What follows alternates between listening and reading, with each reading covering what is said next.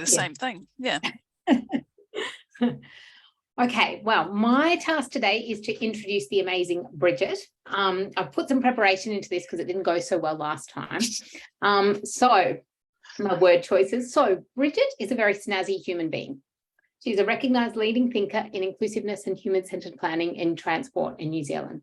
She has a Masters of Engineering in Transportation and a PhD in Cognitive Psychology. She's a chartered member of Engineering New Zealand and chair of the New Zealand Transportation Group. A fascinating PhD topic was mind wandering during everyday driving, and learnings from this will be presented in today's presentation. From my perspective, Bridget seems to be one of the few who happily pedals that difficult and lonely territory between rigorous academic research and the capital works programs that form our communities. Her pedals help us chart a path to a better place, and she usually brings others along for the ride. I'm absolutely delighted to introduce her today. You never know quite where these conversations and discussions will go to, but from previous experience, it's somewhere between some kind of TED Talk and one of those comedy shows that they put on Netflix, and they give the comedian a full hour because they're so good. So certainly looking forward to hearing today's presentation. How did I go this time, Bridget? Wow. I'm just Googling how to be a Netflix comedy guru. That sounds like a great option for me. Thanks, Prue. It's wonderful to be here. Can you all see my Race Crossings The Who slide? It hasn't got a green screen around it. You give me a thumbs up, Prue, if you can see it. Yep. Yes. Yep. Sorry, I've got to find my thumbs up. No, that's right. I should just say too, if people want to ask questions, they can just ask anytime and I'll deliver them. So just use the chat, put them in the chat anytime, and then we'll stop Bridget every so often and we'll put those questions in. So question, comments, just make sure you've got them on for everyone. Yeah, so any interaction at all in the chat, we keep the chat record, the whole thing's recorded.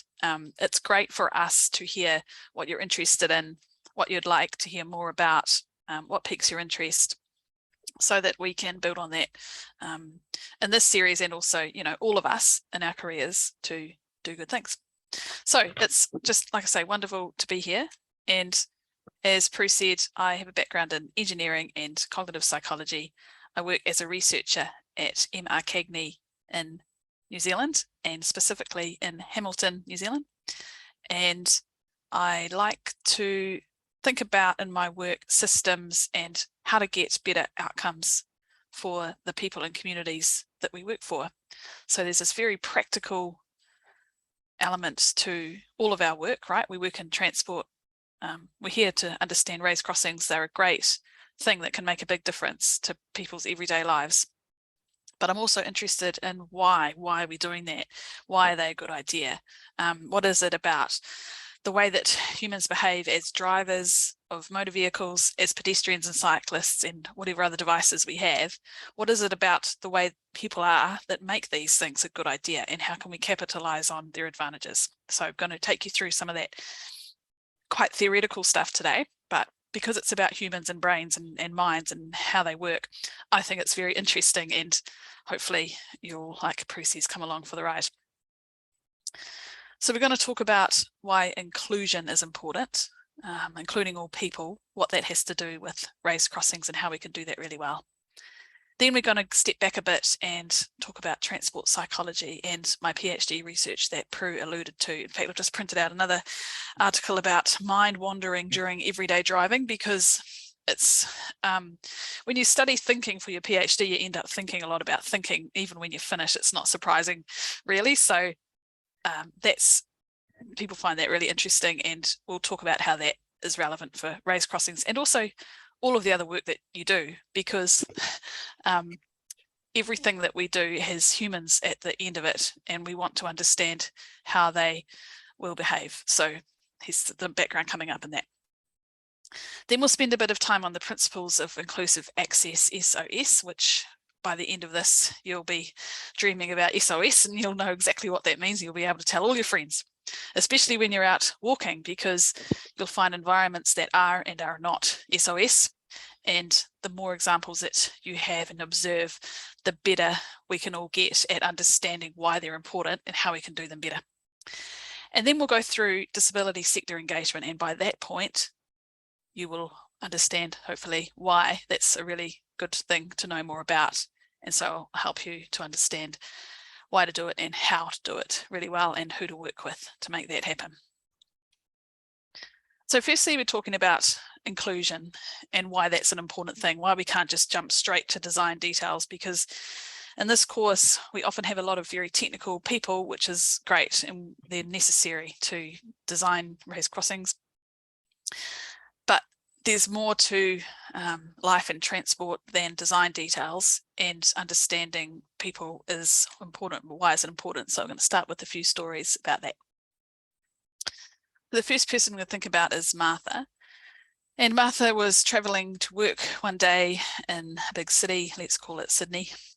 And she was sitting at a train platform waiting for her train to depart for the city. She had to get there for a meeting, but she was in time for the right train, so that was all good. And then all of a sudden, people around her kind of stopped what they were doing. They weren't heading towards the platform anymore, and they paused for a while and then turned around and walked back in another direction. And Martha was reluctant to do that because her train was due to arrive. And she couldn't find any information to help her work out what was going on until she saw a train on another platform heading off. And when she did manage to get some information, she realized that was her train. And the reason that she wasn't with those people was because she's deaf. And there was an audio announcement saying that the train had changed to a different platform, her one, but because she was deaf, she didn't hear that. And there were no other ways that that message was communicated. So it meant that Martha did not get that train, and it wasn't an inclusive experience for her that morning trying to get to work. The next story is about Lara and Kelly. They're two friends. They both happen to be people who use wheelchairs. They were going to a concert in a local town hall a couple of kilometres from where they live. And so they were going to get the bus to this concert. They don't drive or have access to a car, so bus is usually a good option for them.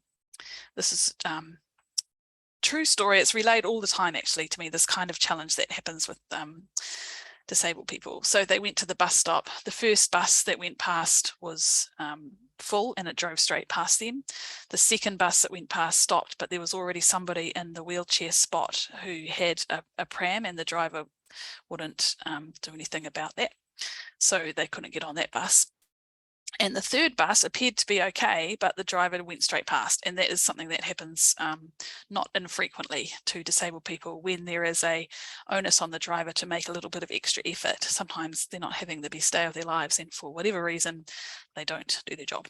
So they gave up on the bus and decided to wheel themselves 2 kilometres to the town hall where the concert was happening. The concert had been advertised as an accessible venue, had an accessible bathroom, so that was information they had to go to the effort to working out beforehand. That's all fine. They got to the venue and it had steps to get in. So it had an accessible bathroom inside, but they couldn't get into it in the first place, so they wheeled themselves home again, and that was the end of that evening. And it speaks to the effort of movement when you don't have as many choices as other people have.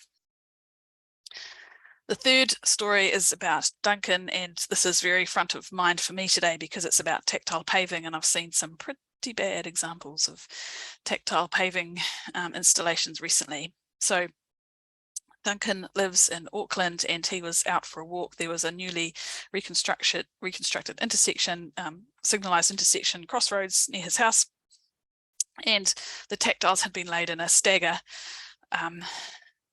incorrectly. So they were supposed to be 2 straight hazard lines at the intersection for 2 different crossing points, but they weren't. There was one kind of stagger, and whoever designed it decided that that would suit for both crossings. But what it meant was that Duncan lined himself up 90 degrees to the direction he was supposed to be going, and when he heard the the noise to alert him that it was his crossing phase, he went in the wrong direction. And it's only because his partner was there saying, well, that's not your crossing phase, you're walking into traffic.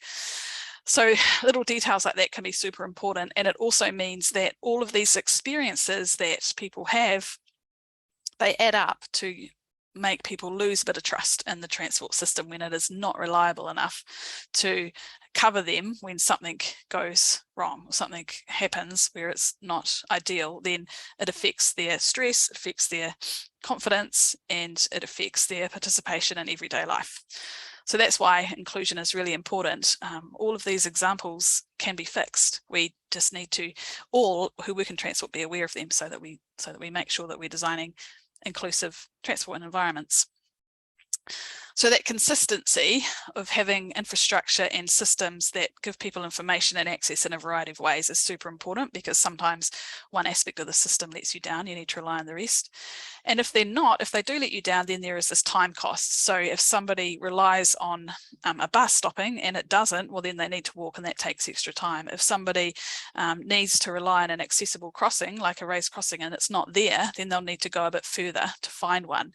And so that time cost is like a premium that disabled people especially, and a lot of other people, have in their journeys compared to what Google might tell us is the most direct route. And so people often tell stories about transport being things like an absolute nightmare, unreliable trains, no close parking, having to pay, being on a low income. All of these things would disappear if we had really great options for accessible walking routes. So raised crossings obviously are a huge part of that, and the more that we roll out, I'm sure Prue would have helped you to decide that everywhere is a good place for a raised crossing, but we can prioritise them in places that really help people have those nice direct routes between where they're coming from and where they want to get to. As I've alluded to, tactile ground surface indicators, what I call tactiles, can make or break a journey. They are unfortunately quite often installed incorrectly, which means that a lot of blind people who I know won't really rely on them. So it's a really good idea to work with local blind community to understand how to install tactile pavers correctly, and also what the local kind of culture or environment is around them, so that they're not installed in places where they're not needed, especially the directional tactiles, those long narrow ones, because if they're not needed, then they just contribute to the confusion, and they also cost a bit of money. You have your hand up, Prue. Do you want to say something? You're muted. Prue, you're still muted. There we go. It doesn't not make me look competent. It was because there were sirens. There were sirens, so I had to mute myself. Oh, wow. Anyway, in Queensland, we have some different interpretations of where we put the hazard markers. My general approach has been to go with a consistent approach to that local authority. How do you deal with that? Yeah, so that's what I say about making friends with the local authority, and they should have connections in the disability community so that the local culture prevails. That's what I would say. The local culture and what people are expecting kind of trumps any national or outside guidance on where they should go, because they are different. They are different in every community almost. Certainly different parts of New Zealand, we have different kinds of cultures in terms of where they're put. And so the standard might say they should be at every crossing, for example, but in reality, we know that they're not, or at least not yet. So when we're prioritising them, we need to talk to that community or to people who are in touch with it to know where they are necessary and where they're going to be helpful. Yeah. But certainly let's not install them in confusing ways that send people into the middle of intersections. That's a very, very bad thing to do. I'll put a picture up later, maybe. A very bad one. Yes, so service dogs, for example, rely on them. There's another question about tactiles here. How does that difference affect people traveling on holiday? It affects them a lot. And so because there is not much redundancy in the walking network. So if you're a blind person, you need to be able to trust where you're going, and blind people tend to be very cautious and to spend a lot of time planning their routes. Often blind people will say if they need to be somewhere by a certain time on a certain day, they will practice the day before or the week before, so they know what route they're going to take. And sometimes they will know what backup options there are, because if you're a blind person and you come across roadworks and there's a sign that says use other side, how do you know that? And then what are your options? So people often rely on Google Maps. There's increasingly smart tech around that can tell people whether it's traffic lights or a roundabout, for example, so people can have individual preferences. But the answer to your question is it makes traveling and going places that are new, it just means it takes more effort in the planning for people to work that out. And often they will try and find local people, or not travel by themselves, or try and find local people to help them with that decision making. It affects them a lot, and all the more reason why when we're designing our local environments, we need to consider travellers as well, people who are going to be coming in. And that's why raised crossings is such a great solution, because they are so intuitive. You don't need to learn the language of that to know that it's somewhere where you're going to cross the street. And we'll come back to why that is the case later on in the principles of inclusive access. So inclusion is important because we're all good people and we want to do the right thing by everybody, but it also comes through in policy, and all of our jurisdictions have policy that says we need to include everybody in the way that we design everything. So here's an example from Queensland Department of Transport and Main Roads. Says TMR is obligated to comply with all disability, anti-discrimination and human rights legislation. We're committed to better understanding the expectations and needs of people. So we can all find examples of inclusion written into policy, and that's really helpful sometimes, because if we are proposing something that's an inclusive design, but it's more expensive than one that we think is not as inclusive, then it's important to remind the people who are making those decisions about the policy that might sit above them. And if they're operations people investing in stuff on a day-to-day basis, they might not remember that.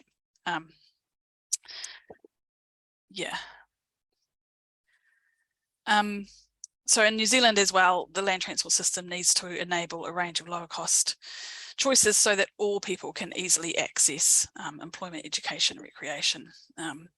I'll just address this question about tactiles and then we'll park it and move on. If you're a blind person, the main kind of thing to remember is that they're so often incorrectly installed that blind people don't necessarily rely on them to mean anything, because sometimes they're there and it's not a hazard and it's not a crossing. But in most situations, they alert people to the presence of a hazard, as Prue says, and in our case that's a road, but they are also usually a place where you can cross the street. So sometimes they're not, sometimes they're at a train platform, for example. So it's just really interesting. If you're interested in this, I really recommend you make friends with local disability community and meet some blind people and talk to them about it, because they will be able to tell you some examples in their local area of ones that work well and ones that don't. And then getting your own local response and understanding is the best way to do it.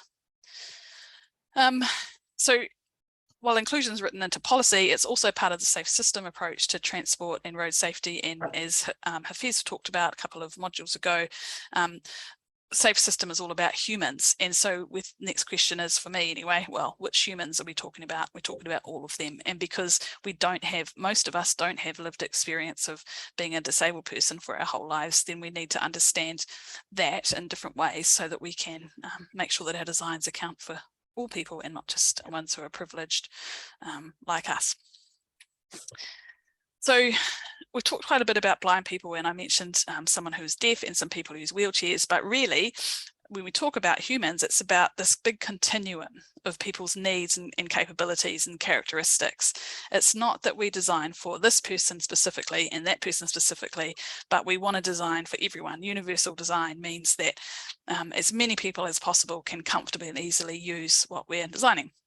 So when you think about this continuum or the spectrum of strengths and weaknesses that people have, we can compare ourselves to, Olympic athletes, for example, and the New Zealand, I was at Eden Park on Saturday to watch the New Zealand women's rugby team win the World Cup.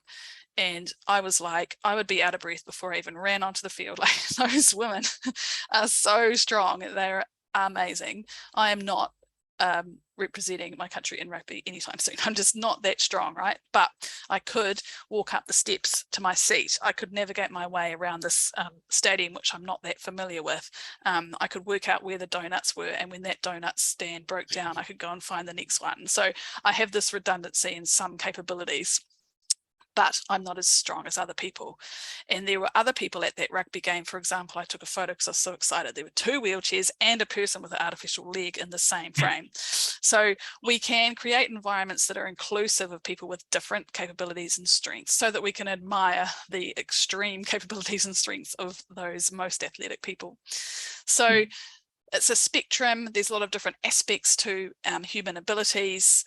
Some people, for example, just can't walk very far. And in some recent research we did on people who use mobility parking or disabled parking, we found that 95% of them need the proximity of a park to get to their destinations. They need to be parked really close to where they're going, even though only half of those people said that they had a walking difficulty. So it's complex, right? Some people might just live with chronic pain and they can walk, but it hurts, so they need to be close to where they're going.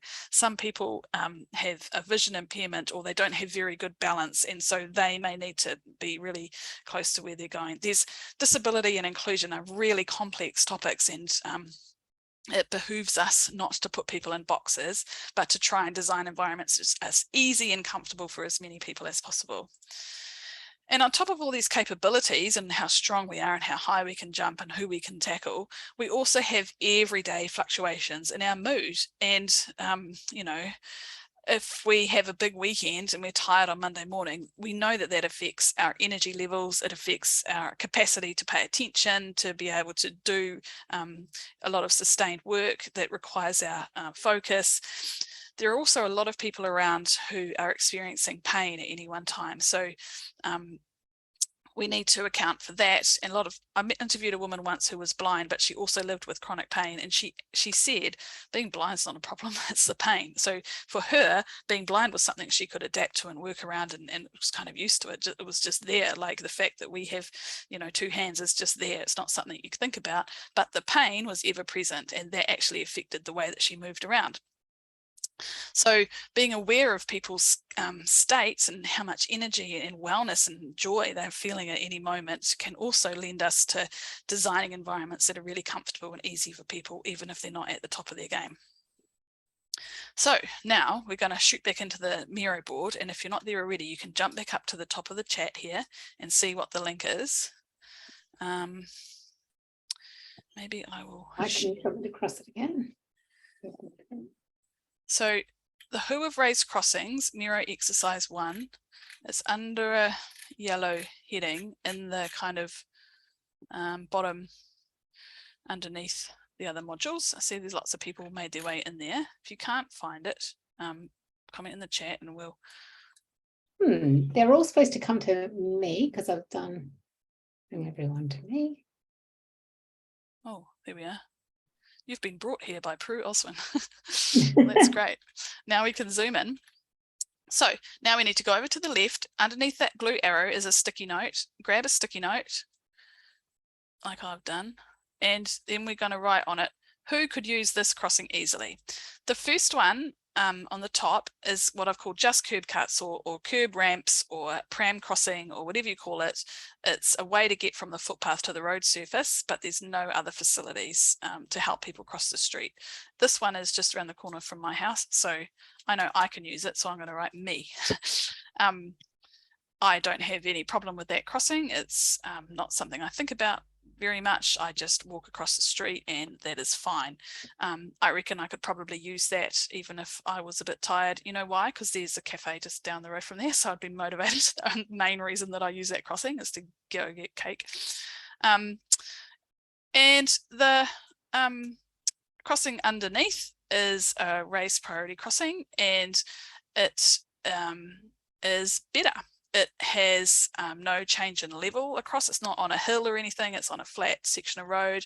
The traffic is slowed down to go across it because it's raised. It's got good visibility in both directions. It's got the zebra markings, which mean that it's very obvious to pedestrians and to drivers and cyclists, anyone using the roadway, that they can expect people to cross there, and also they're legally required to give way to them. So in contrast to the top one, perhaps, have a go at thinking about who can use the raised priority crossing in the bottom. So we've got some great examples. We've got able person, able body, cyclist, people with good vision and perception, joggers. Joggers is a really interesting one. I always think of joggers and runners when we have a debate about should there be a speed limit on footpaths or shared paths. And I'm like, well, some people can sprint at probably 20 k's an hour, I guess. That's how fast some people run, right? That's pretty quick. So I don't reckon you could ever set a limit lower than that. because you're allowed to run on a footpath. Anyway, that's but by the by. Those people could run across both of these crossings super quickly. On the other end of the spectrum, we know that a lot of people walk super slowly, and something in the order of 0.8, 0.7 meters per second is a kind of 90th percentile slow end number that we use. So you think about that, if there's 10 meters to cross, then that's going to take that person 7 or 8 seconds, which is quite a long time. A car could travel quite a long distance in that 7 or 8 seconds. So you guys have done really well. So in the bottom, we've got a lot more variety of the kinds of people who can use that crossing compared to the top one. And that's the main point here, that in all of our towns and cities and rural places, we have paths and roads, and we have an assumption built into Google Maps, for example, that says if you want to walk from A to B, this is the route you can take.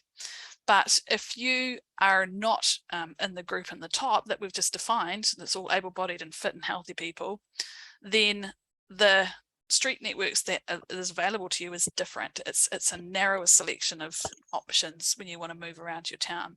So when we have raised priority crossings, a lot more people can cross the street, and that's the point here, that they're an inclusive design, because I haven't met anybody who wouldn't be able to use one of those when they're out and about. So that's really awesome.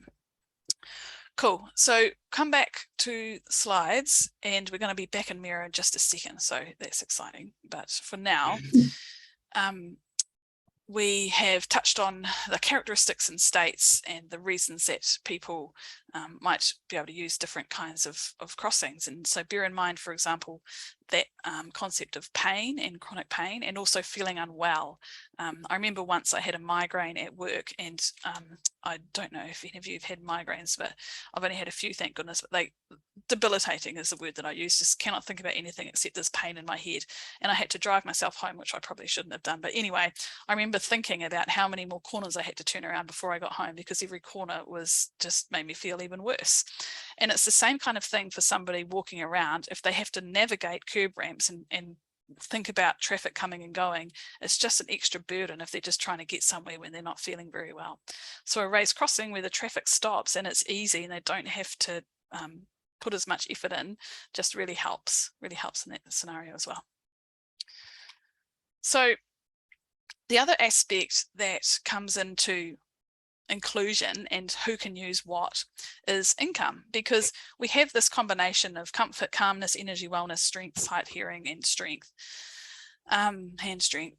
And all of those things are great for helping us to move around, but some of us have more choices than other people on top of those things. And the main factor on those choices is income, how much money we have, how many choices we have, how many different modes of transport are at our disposal.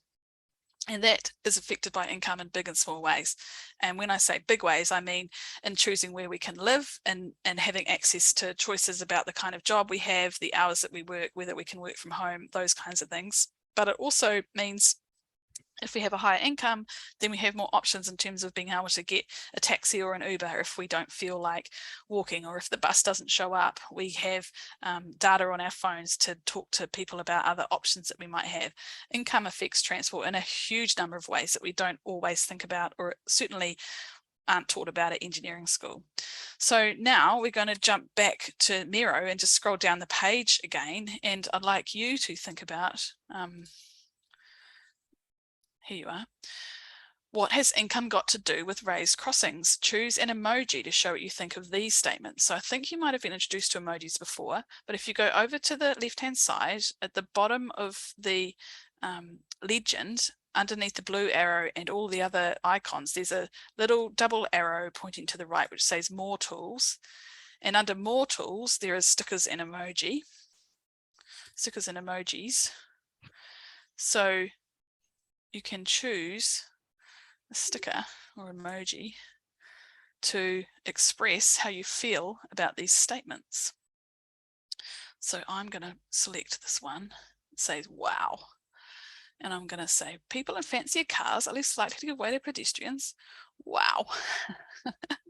I'm not sure how I feel about that. So I'm just going to say, wow. Oh, there's rockets and stuff. The popsicle with sunglasses on.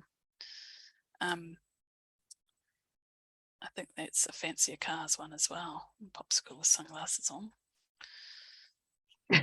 Robot. Lots of thumbs up, thumbs down, crosses, questioning faces. Yeah, it looks at the moment like there's quite a lot of agreement for the middle statement. Poorer people are less likely to have a car, so they are forced to walk.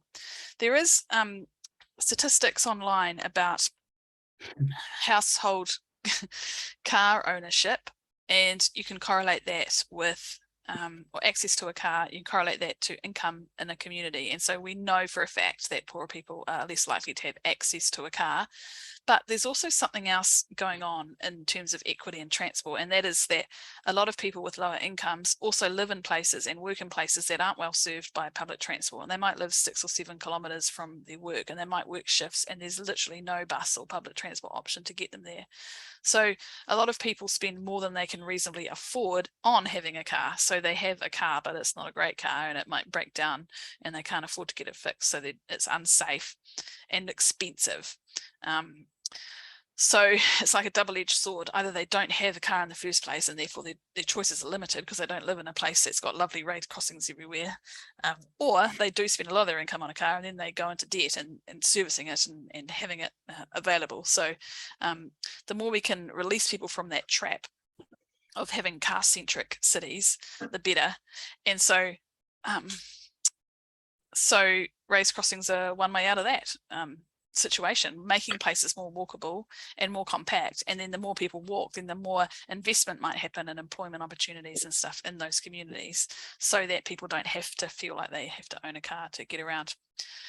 We've also got a statement here: poorer areas get less infrastructure investment. I don't have any specific examples from New Zealand, but international literature is pretty unanimous about this, that it's true that at a global scale, poorer countries have crappier footpaths and road crossings. It's true.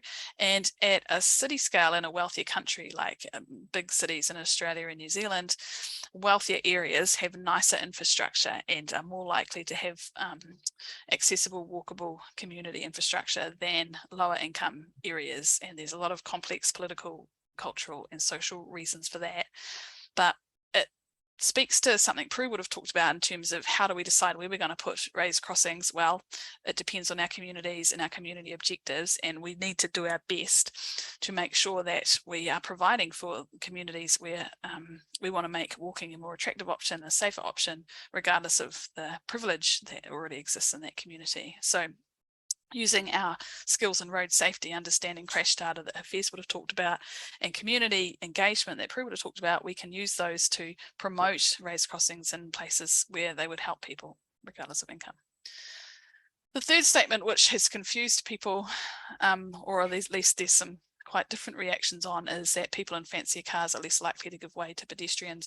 I think I've seen evidence both sides for that. There was one study that just noted the make and model of a car and whether or not they gave way at a pedestrian crossing. So they're legally required to give way. Did they do so? And people who drove Mercedes-Benz and BMWs were less likely to give way than all other cars.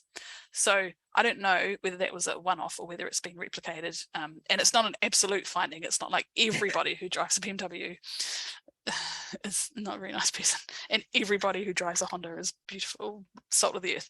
So it's complicated. And that's kind of a theme of inclusion and thinking about humans, that it's not necessarily black and white situation. There's a comment there from Bill that higher income people tend to know how to pull the strings of democracy. Well, that's right. So people who have more energy and education and income tend to also have more time and nous in working through political process. And so they're more likely to vote. They're more likely to complain about stuff, more likely to know people in decision-making roles. So there's a lot of, like I say, a lot of other factors that go into that beyond just the fact of a place and its legacy infrastructure. So I've got to say, Bridget, I interpreted you quite literally then when you said, how do you feel about these things? And so yeah, I was doing, sad faces to say yeah, that sure. I don't like it. Makes me. That's great. Yeah, that's great. So a thumbs down can mean that's a sucky statement. I don't like it. A thumbs down can mean no, Bridget, you've totally got that wrong. So that's the beauty of Miro, and reactions are reactions, and that's also we're not going to judge anyone. One of the parts of the Guide to Road Safety that I like to quote is our responsibility to provide equitably to all road users, and looking at how we do that when it comes to getting people to bus stops and getting people across the road and things like equity. You would, at a very basic level, we would all like to have a similar chance of staying alive on our journey to work and things. So. Absolutely. I was just in a meeting earlier this week talking about horizontal and vertical equity. There's a phrase for you. Ooh. So horizontal equity is what you might call equality, which means everybody gets the same thing. And we like to think that that's how investment works. Everybody gets the same thing. In reality, everybody doesn't. And that's for a lot of reasons that are outside of our immediate control. We inherited an inequitable transport system. So vertical equity means that people of most need get more. So people who have the most choices get less because they've got a lot of choices, and we actually use our investment to promote the needs of people who really need it the most. So, if I was chief executive of the New Zealand Transport Agency, I'd be putting a lot more money into things like curb ramps that don't exist at crossings to make sure that everybody who needs them can at least get around their local block and to their local shops, before I invested in projects that improve travel time for people who are already traveling. So that's because I'm a crazy left-wing hippie and I like this idea of vertical equity, giving more to people who currently have less, whereas horizontal equity has got just as many arguments for it, where you just give everybody the same, and we pretend anyway that we're giving everybody the same, and that feels fair to us, and so on we go. But increasingly I'm finding conversations about wellbeing and equity brought into transport appraisal projects, so you might hear those terms around. And there's a reference from Todd Littman from Canada that I'll put in the chat about measuring equity, and he introduced those terms to me anyway about horizontal and vertical. So if you're interested in that, you can use that as arguments to promote this investment for the people of the greatest need. And it can also be used to promote a raised crossing over, not over a flush crossing, or just a curb build out or something that we know is not going to help as many people to get around. Well, actually, if we have a vertical equity lens, then maybe we should raise it, put a wombat on that thing. Cool. So we've head back to the presentation now, and we're going to think here about different kinds of impairment. And I've talked mostly at this point about people with permanent disabilities, permanent impairment. So we think about that quite a lot as transport planners. Most transport planners think quite a lot about people who use wheelchairs, people who are blind. We know what tactiles are, and we know basically why we need them. But there's a whole lot of other ranges of reasons that people need inclusive infrastructure. And so if we think about temporary impairment, a lot of us will have experienced some kind of injury, had a sporting injury, or you just hurt yourself, or, you get into your 40s and you just wake up and something's broken, just not working like it did yesterday. Then you have a temporary impairment, and you're walking down the steps and it's like, oh, that hurts. What did I do yesterday to work that muscle? It's not as easy to get around, but you know that it's temporary and it will resolve itself eventually. And then there's this other layer which I really like, which is situational impairments. I mean, I don't like them. I just like that it's a thing that we can talk about. A situational impairment means something that's just affecting your optimum capacity in the moment. And my favorite one to think about is like a cyclist or a pedestrian wearing headphones, or a driver for that matter, having a really in-depth conversation or listening to a podcast. In fact, I'll come back to this later, but I saw an advert yesterday for a billboard on the road recommending that people learn Māori language while they're driving their car, and here's a podcast that you can use to do that. And I was like, I'm not sure that's a great idea.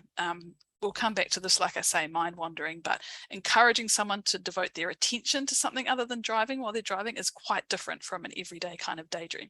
Anyway, what that means is that a situational impairment happens to all of us all the time. We might be carrying luggage through an airport or through through a city trying to get between an airport and our accommodation. Or we might have, you know, a couple of toddlers that we're carrying with us. We've got this situational impairment because our hands are not free. Our mind isn't really free either. We're just distracted in all sorts of ways. There might be a loud environment. We all have experience of being in a loud cafe or restaurant where we think, oh, it's actually quite hard to hear this conversation. And so it takes more of your energy to listen to that. So all of these reasons just speak again to this diversity of humans and why we need to design environments that work well for them. One of the kind of temporary or situational mobility impairments is being really tired. And we know if we're really tired, our focus narrows. We may often be looking down at our feet, less likely to just be alert and awake. And in that example, a raised priority crossing is a great outcome as well, because that person is less likely to be looking, less likely to be aware of sounds in their environment. And so they're going to be safer when they've got a crossing that slows the traffic down and they have room to or time and space to get across. So that situational, temporary and permanent kinds of impairment lead to different kinds of exclusion. And so if we have environments that aren't inclusive, and some people are permanently excluded, some people are only excluded temporarily. So if you're having toddlers with you or luggage, then it might be harder to open a door, for example. You might be more likely to use a facility where it's easy to walk around. And, you know, I find that airports are places that do this really well. If you think about airport bathrooms, there's not often a door to get into the bathroom itself, because people know that people are carting luggage and families and stuff, and they're just designed to be really easy.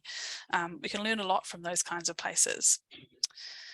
And thinking about situational and temporary impairment in particular is a great way to talk to your colleagues and people you work with about these kinds of issues, because like we say, it's not just, they might say to you, for example, oh, we don't need a raised crossing, there's nobody who uses a wheelchair around here, which is a very ignorant thing to say, but it nevertheless it might be their view.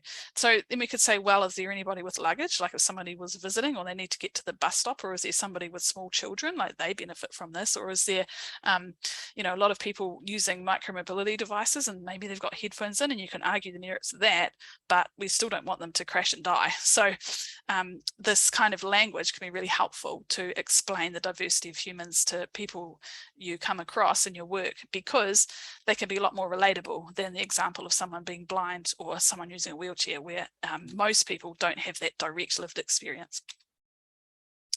So if you can think of some situational impairments that affect people crossing the street, type them in the chat. I'll see if I can think of one to type in the chat. Oh yeah, I know my favorite.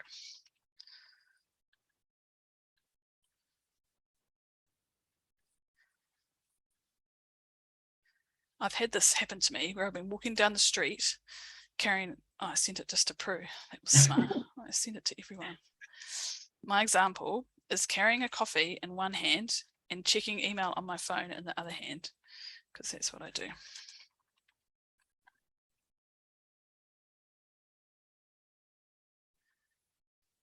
Yeah, looking at phone is a really common example, and partly I think why walking is so interesting. A recent argument, that's a great one, because you're stressed, right? Like you're kind of not in a very calm headspace, might be distracted.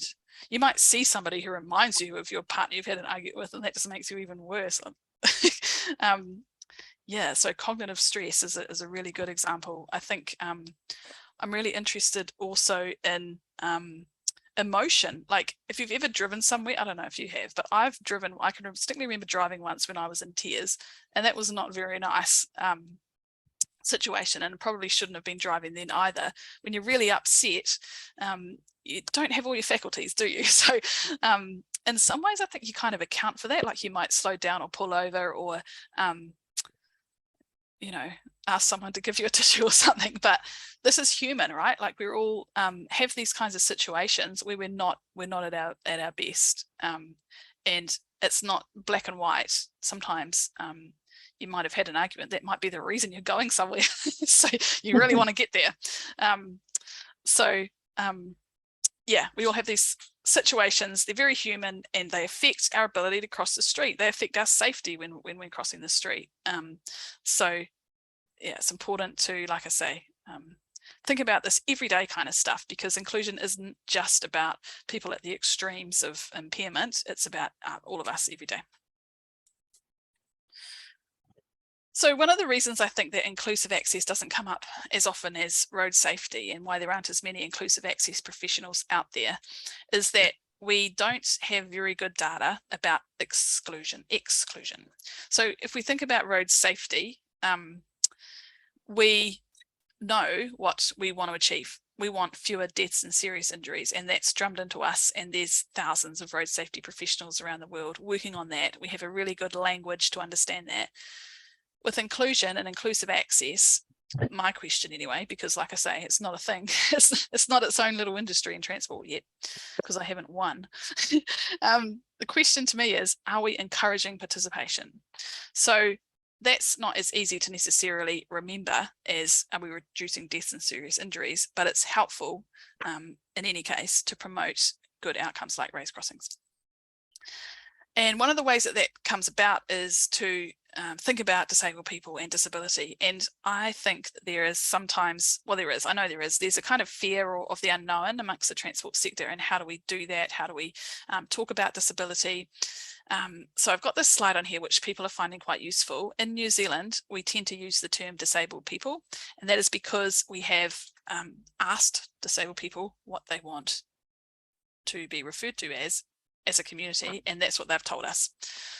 In Australia, person first language, which is what people with disability is, and identity first language, disabled people, are both used. And if you use people with disability in New Zealand, you won't get in trouble. It's not a problem, it's just convention really. So I think it's just been helpful to know that if you're writing and you're doing a report for work or an email or something, it's just, if you talk about disabled people, you'll be in good stead.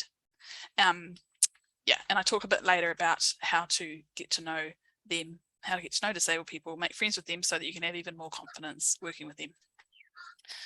So before we have our coffee break, I'm going to talk to you a bit about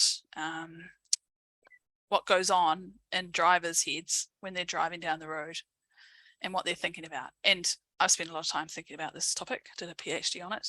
And the reason I was so interested in it is because I've always been interested in thinking in brains, because we all grow up with only one perspective, which is our own and our own thoughts. I'm going to come back to some of this language stuff when we talk about engagement with the disability sector, by the way. But for now, thinking about thinking, we don't know what the perspective is from someone else's head. We've only got our own head. We can't open their head up and have a look. Well, if you do, you don't see very much. That's interesting. It's just kind of mushy. It's fascinating, but it's not their thoughts. Like, what is a thought? That's very interesting to me. So hang on a minute. Why are we even talking about this? What has driver behaviour got to do with the who of raised crossings? Well, it's got everything to do with it, because if we're not designing to account for the way that people who drive a car actually behave and think, then what's the point? So it's rationale and justification at the same time. We heard from Hafez about safe systems, and we know that humans make mistakes. One of the reasons they make mistakes is that they're not robot autonomous people driving around. They're thinking about a whole lot of different things.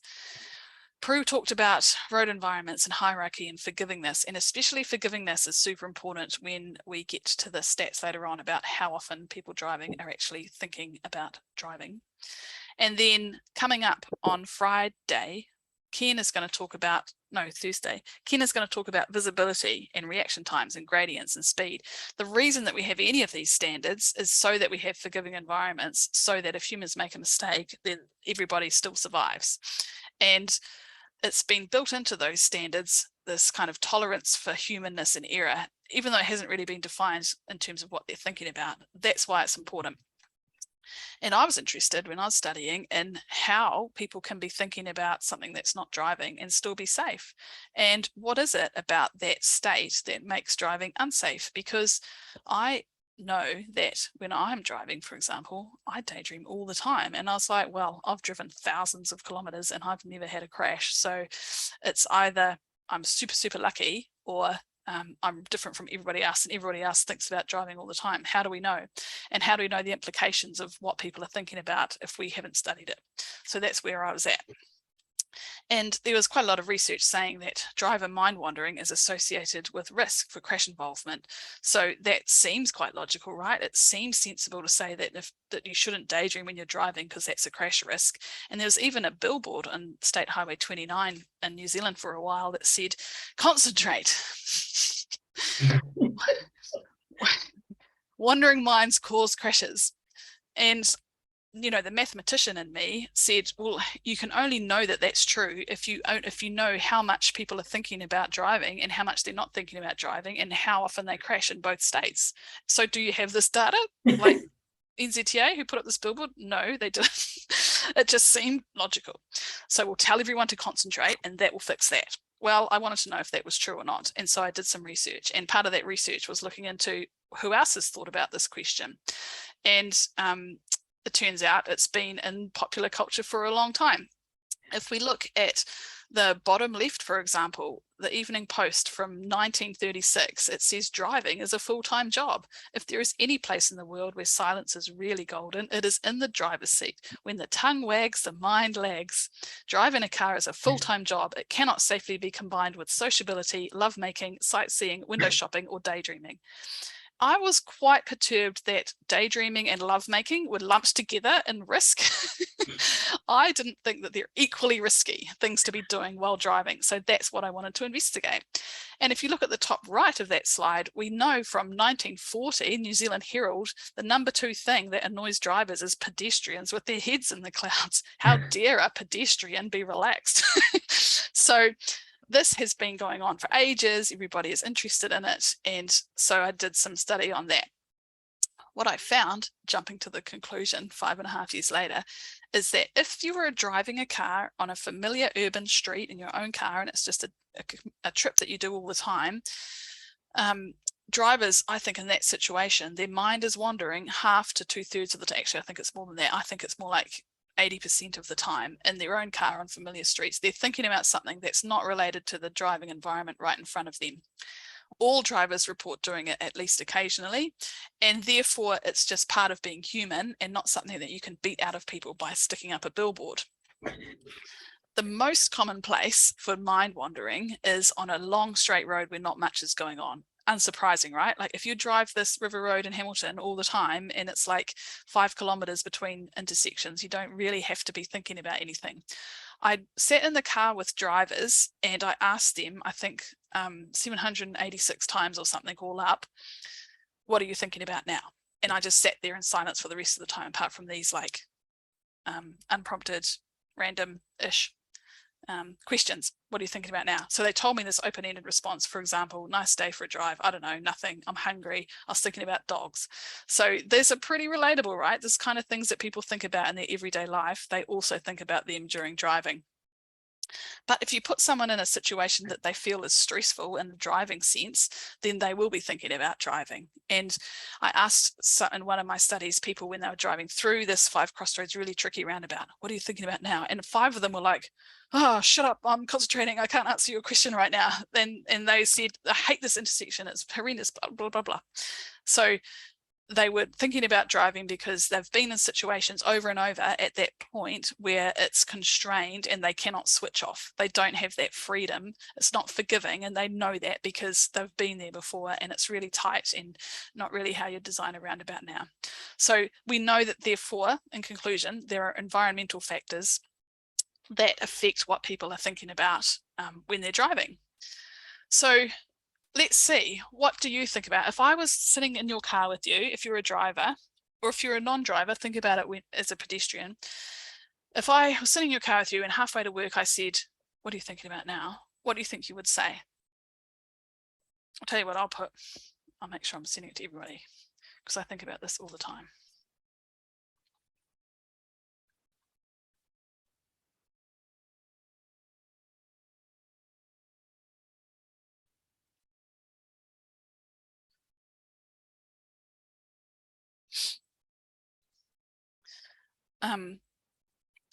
Chocolate.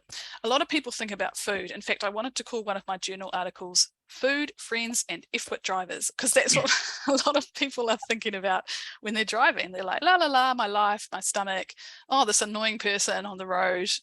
Yeah, how bad other drivers are. I think there's actually a subset. I think it's like 10 or 15% of drivers in New Zealand who are super competitive. And even if they're just driving home with no reason to be there on time, they want to win, like they want to get there as fast as they think they could have. So they'll say things like, oh, I was thinking I should have taken that different lane at that intersection. I would have been in front of this car by now, even though they're just going home and they're just going to park and probably check their phone before they get out of the car. So there's this competitive nature in a lot of people.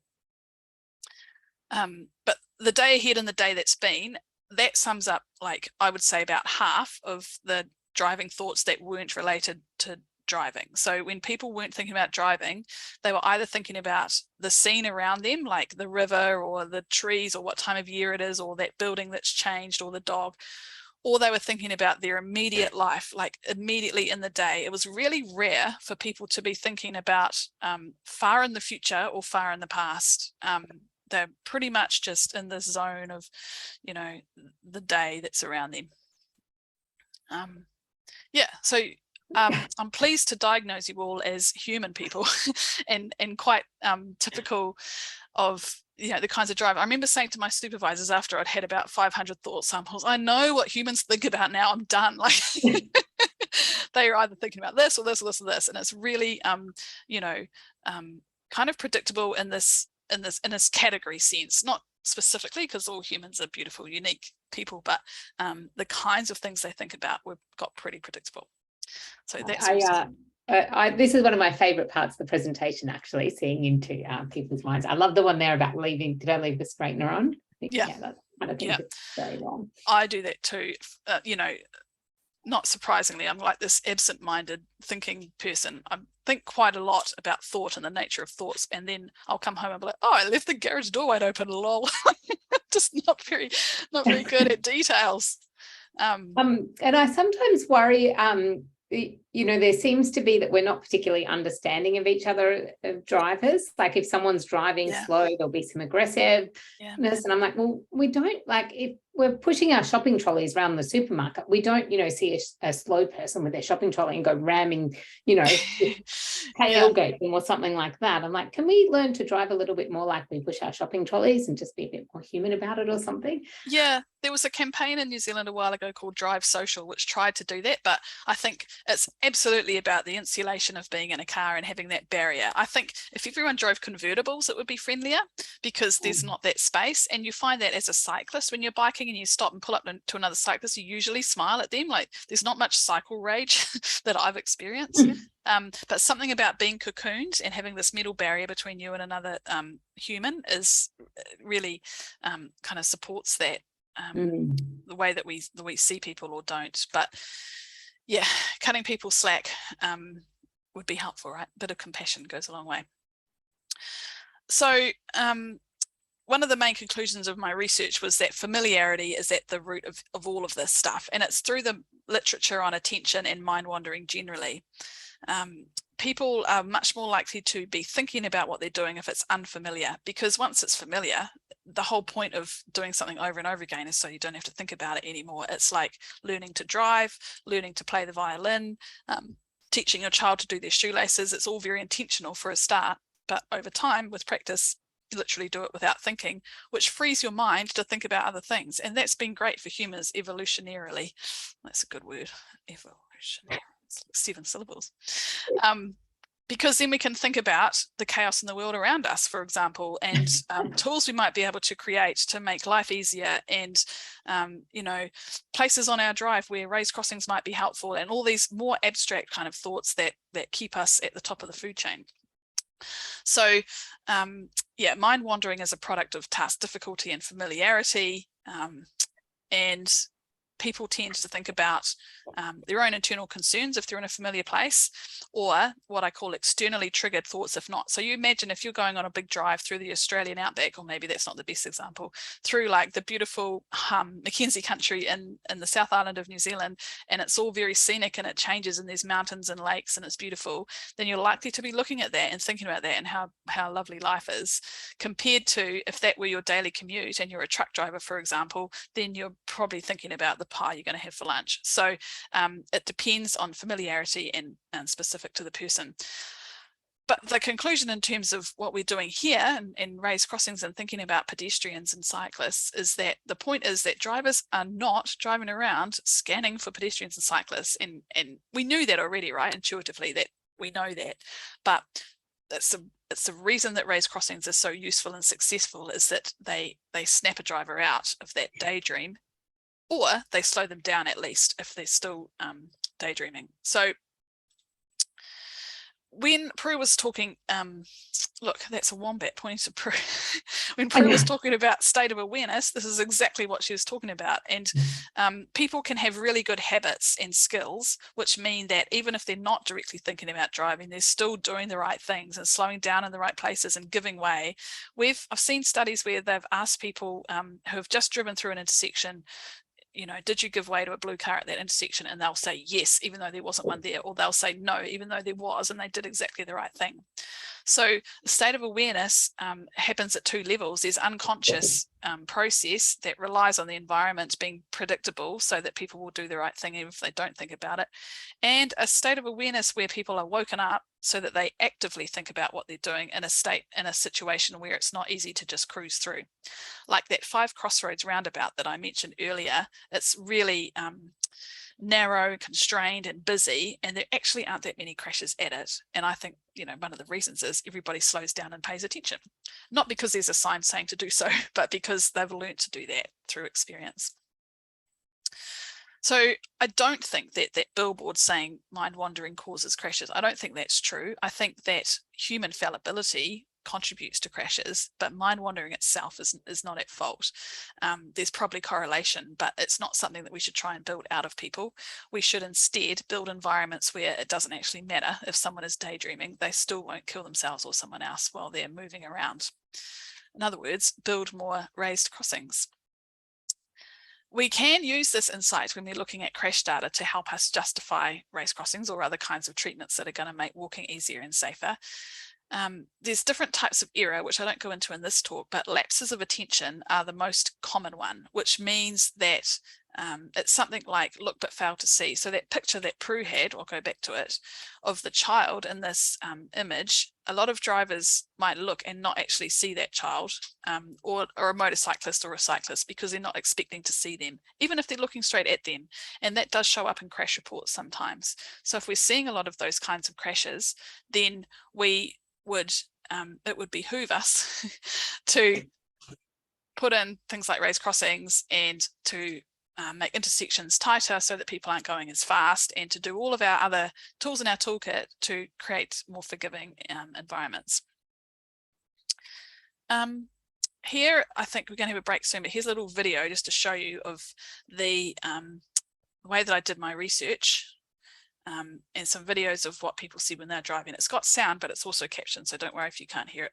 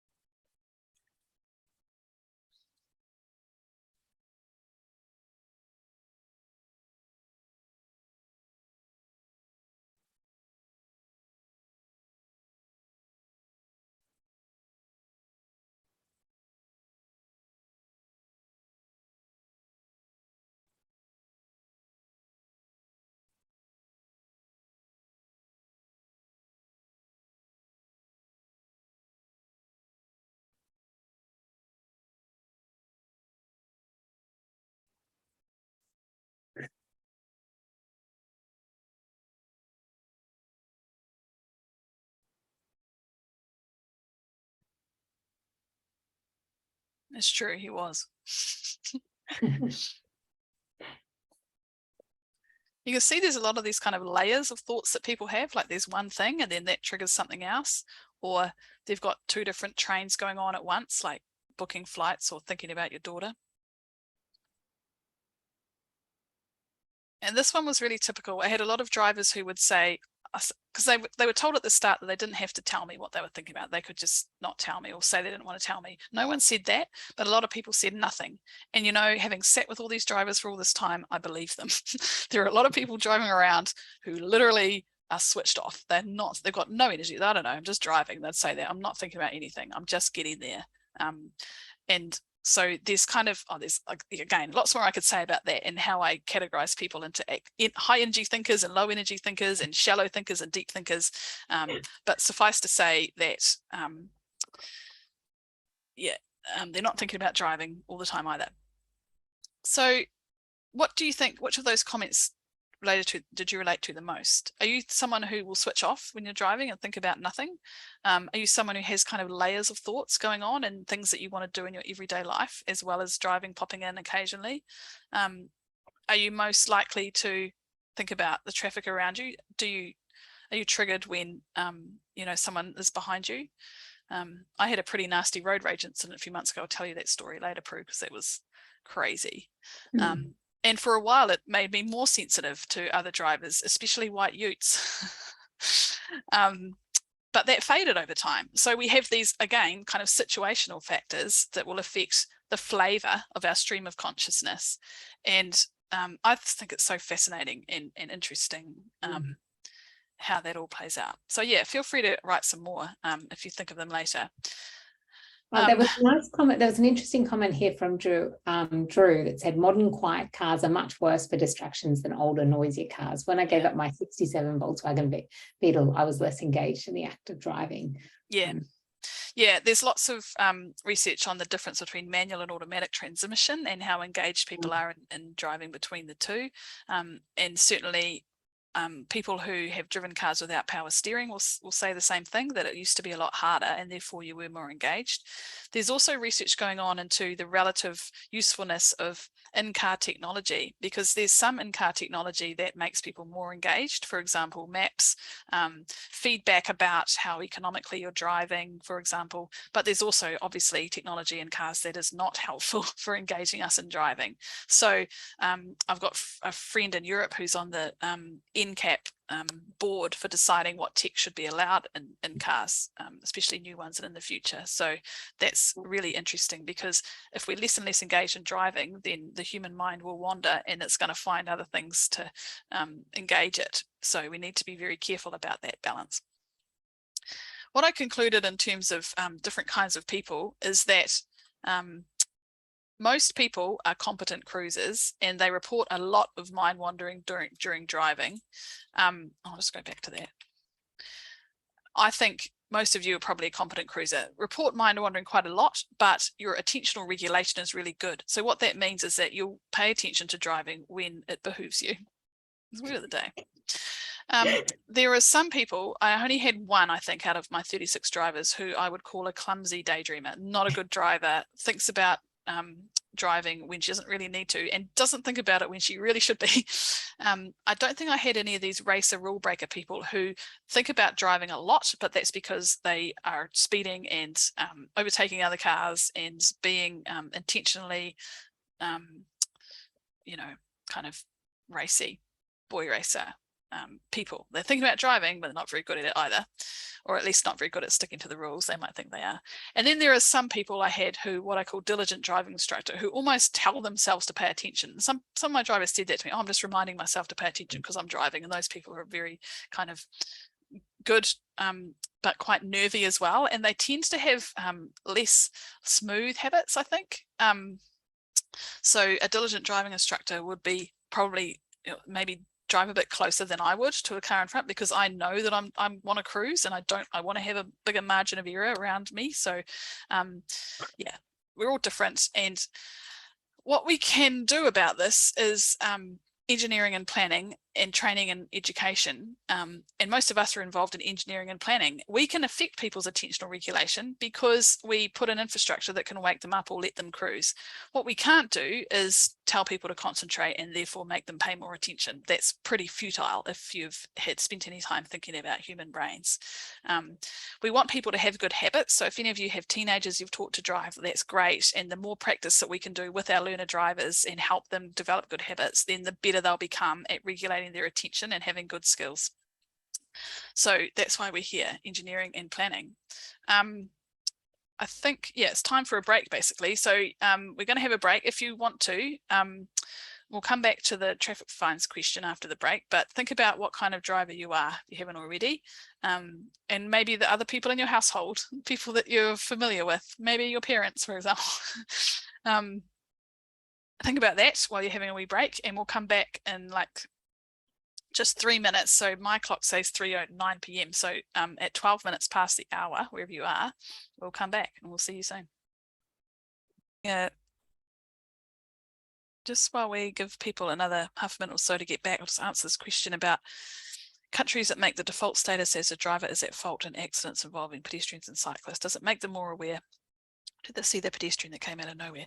I think that's a complex question, and it depends on the some other factors in those countries. So I think, for example, in the Netherlands, I don't know if that's the rule. I think it might be the rule there, this default blame thing, but it's also the case that there are a whole lot more cyclists and pedestrians in the Netherlands. So the reason that they're more aware isn't because of the law, it's because of the culture. And whether the law affects the culture, makes people more confident walking and cycling, there might be some feedback loops going on there, but I don't think it changes their brains. So I think it could also inform the habits that people learn when they're training. So if they know that that's the case when they're training, they're likely to be taught better habits to drive within, at safe speeds. They're likely to have a better culture around that, and also probably better infrastructure so that the situation where this happens is not so common. I certainly have sympathy for people who are involved in collisions where they hit a pedestrian or cyclist and they say they didn't see them. I have a lot of sympathy for that. In fact, I was nearly wiped out by someone driving a van at a T intersection where I was cycling and I was going straight through with priority, and this van driver pulled out, and I kind of skid to a halt, and I was next to his window, the driver's window, and his window was down, and he goes, "Sorry, I didn't see you." And I said, I should have said, I'm about the best person in the country you could have said that to, because I understand. I believe you. I believe you didn't see me, even though I was right there.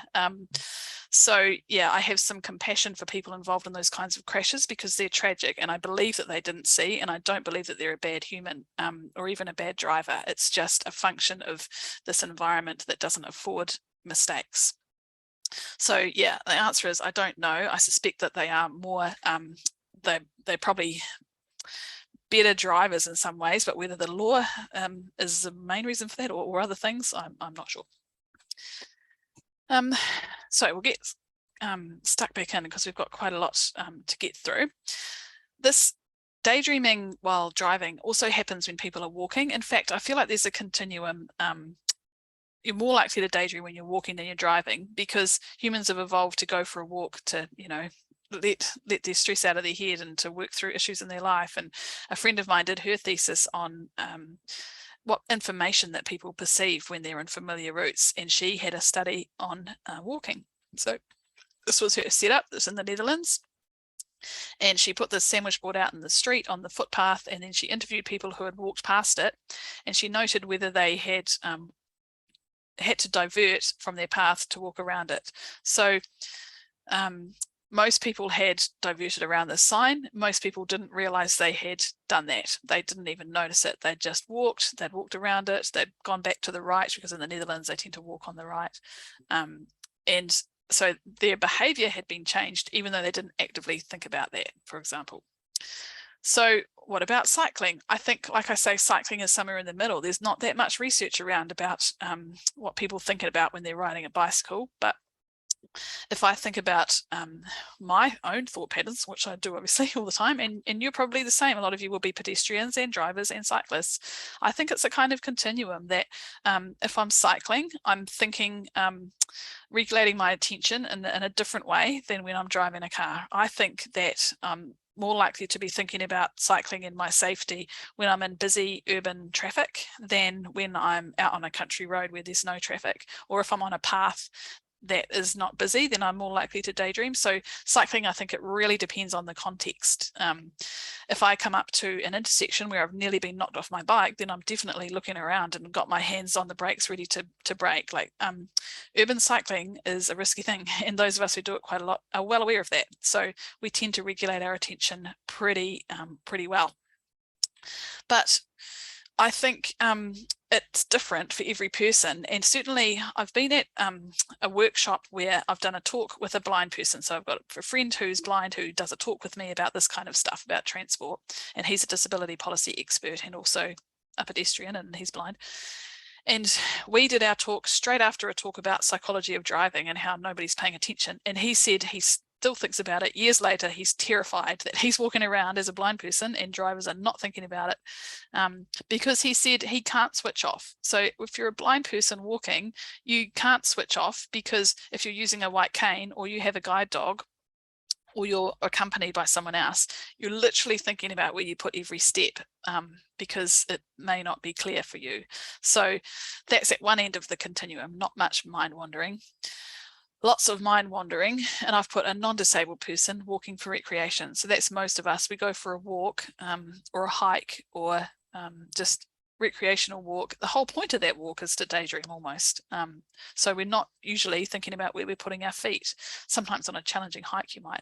And cycling, I think, is kind of in the middle here. Cycling in, like I say, busy traffic, not much mind wandering, lots of focus. Cycling on a quiet street, then yeah, I might switch off. Everyday driving, I think, has a lot of mind wandering, but it comes down to this attentional kind of regulation. So having said all that, we're going to jump back into Miro now. So if Prue could put the link on there again, just to remind everyone, in case they're... Sorry, my mum was wondering. Excellent. So this is quite a specific Miro thing. I've got quite a specific format here. So what I want you to do, oh, Prue's brought us all here. I like this. Exercise 3 is where we are. Get a sticky note over underneath the blue arrow, and I want you to, oh, you can get different colors. I didn't even realize that. I want you to write the sentence, a person in, and then put some adjectives and nouns in there. So what kind of person? I'm going to put a slow person, a slow, tired person. And then after the word person, we're going to say whether they're walking, cycling, driving, or scootering, or skateboarding, or unicycling. You can put anything you want. So a something person doing a thing. So I'm going to say walking. In this situation, a slow, tired person walking in or walking home from the shop.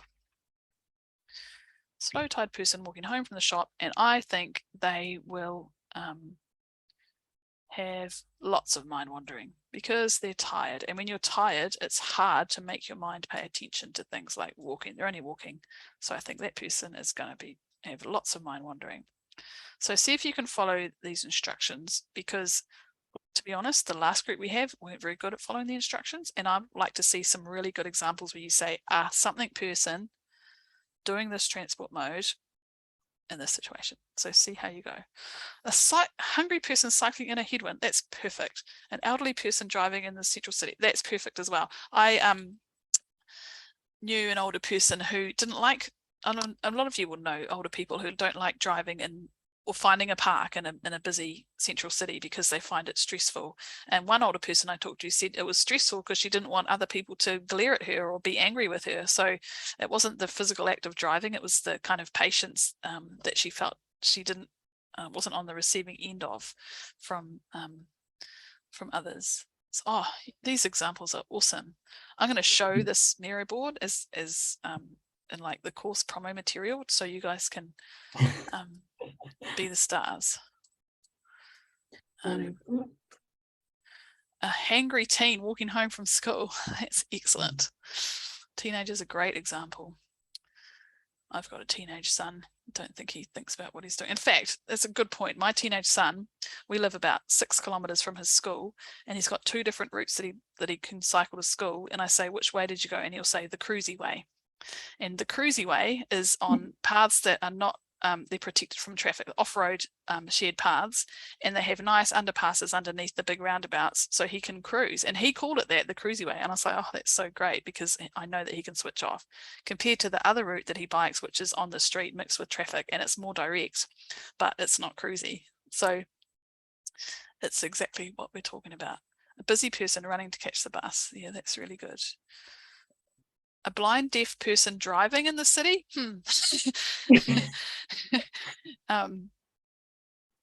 My dad is actually legally blind. He's albino. He has albinism, and he is in his 80s, and he's never had a driver's license. But he said once someone took him for a driving lesson. So his vision, he has vision, but it's not very good. And I was like, what? And he said, yeah.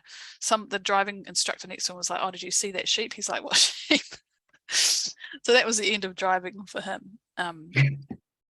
Which is why a lot of people with vision impairment rely on walking networks. This is great. This is really great. A slow tired person, that's my one. A stressed person driving after the work days. Yeah, a lot of my participants I had in my research were driving home from work, and they were often thinking about, you know, I'd say, what are you thinking? They'd say, oh, the conversation I just had with my boss. So, you know, these things are on their mind, and people play them over in their head. A young person walking home from school, a love-struck teenager walking with their boyfriend or girlfriend. Well, that's a great example. You're not thinking about the walking trip in that situation at all, are you? No, you're not. So maybe we should design raised crossings for people in love. There's a new one for us, Prue. That's excellent. Cool. I'll let you keep thinking about that, but we'll come back to our slides. So bringing it together, this is about why we're doing raised crossings and who we want to design them for. When we say we want them to be safe for all people, that includes everybody who's using the street, so that the person using the crossing is safe, and so that other people are too. And also so that it's easy for those people, because requiring people to pay attention is not great. It's not something we want to do all the time. Like, you imagine a neon sign that says roadworks ahead, or plan your journey, or whatever. Those flashing neon signs are really compelling, and it's actually really tiring to be paying attention all the time. We don't want drivers to have to do that, because we don't want them to be tired. We want them to be able to regulate their attention, which means that driving should be easy as possible. So when they don't have... Yep. Can I interrupt with a question? Is there any research about how likely drivers are to be more distracted compared... Sorry, it's difficult to... when you're riding a bike, you're protecting your own safety, whereas often when you're a driver, you think your actions is about protecting other people's safety at a crossing or something like that. Is that a more difficult task or less intuitive than, I imagine, protecting yourself? Oh, it's less direct, I think. I haven't seen research on it, but yeah, protecting yourself is just such a basic instinct that you're much more likely to pay attention to do that. But I think the reasons that drivers will pay attention is not just to protect themselves from harm, but to protect themselves from the pain, the hassle of being in an accident, the embarrassment, the shame. All of those other things are reasons that drivers don't want to crash. Whereas I think for a cyclist in particular, it's a really obvious example of your life is at stake. So it's a very basic kind of instinct. Whereas drivers, they'll learn good habits because they're good people and they want to protect other people, but they're not actively thinking about that usually. Although, you know, I wouldn't be surprised if it changes when people become parents. I know that I think I'm more likely to notice a child waiting to cross the street now that I have a child than I might have before. So it's complicated. But yeah, certainly that basic instinct is probably not there as much for drivers.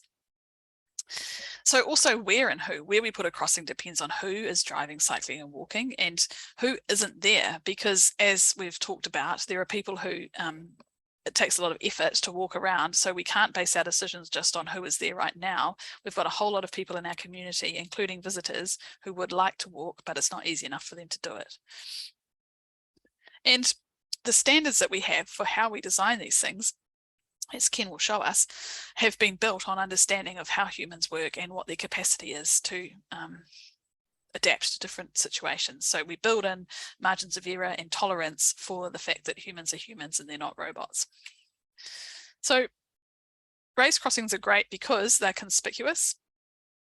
They are likely to interrupt a driver's daydream, at least when they're first installed. I don't think that would be the case after a driver has encountered them a lot, but regardless of that, drivers still slow down. So they just become another component in the automatic kind of automatic script that drivers have for how they get around. And so they will slow down and they'll give way and they'll carry on. Whether they remember that or not is kind of by the by. And they're also really obvious for pedestrians and cyclists. They're really clear. Like I said earlier, even if someone was visiting country for the first time and came across one of these crossings, they would know that that's where you cross the street. And that intuitive aspect of raised crossings ties me in really nicely to the principles of inclusive access, which are SOS. And if you don't remember anything else from this webinar today, you will remember SOS, because it stands for safe, obvious, smooth, step-free choices. And these principles were developed and through engagement with disabled people to try and make a kind of simple way for people to think about the different aspects of inclusive design.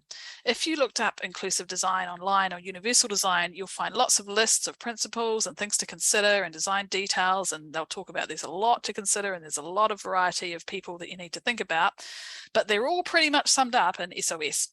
So they've been challenged and tested. They've been in use in New Zealand for a few years now, and they come up trumps all the time, like really good way to sum up a whole lot of different aspects. So the first one is S of SOS. First one stands for safe. Safe means that speeds are survivable, and Hafez talked a lot about this. We need to reduce the potential for harm, and a raised crossing does that. It makes the traffic slow down, and therefore it's safer than if it's not raised. But safe also includes feeling safe and comfortable, because it came up a lot in work I've done with disabled people that they're very sensitive to risk, because they can't necessarily just run out of the way if something happens unexpectedly, or if you're a blind person, you're very sensitive to feeling safe, because if you don't feel safe, you're just particularly vulnerable. So we need to think about that in design as well. And this picture here that I've showed is I think it's safe, but it's not a priority crossing. I don't think that necessarily affects how safe it is, because in that situation, drivers and pedestrians tend to give way to each other because they're going slow enough, whether they're thinking about it or not. But it might come up later in terms of how obvious it is. So that the O in SOS stands for obvious. And it's my favorite of the three terms, because it's not necessarily obvious to transport professionals that obvious is a really important principle.